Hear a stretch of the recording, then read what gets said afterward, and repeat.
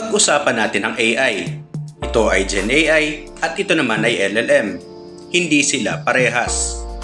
Ano nga ba ang pinagkaiba nila? Tara, makinig ka, alamin mo.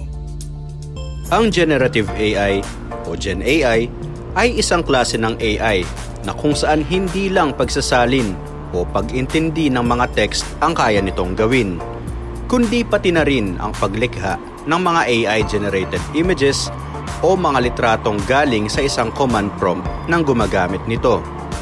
Sa madaling salita, kaya nitong mag-generate.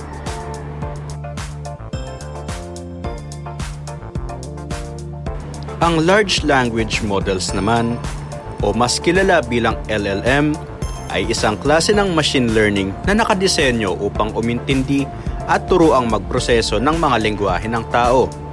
Halimbawa ng mga kakayahan nito ay ang pagsusulat ng sanaysay, pagsagot sa mga tanong, pagsasalin ng wika, at iba pang may kaugnayan sa lengguwahe. Sa madaling salita, ang language ay maiuugnay sa synthesis.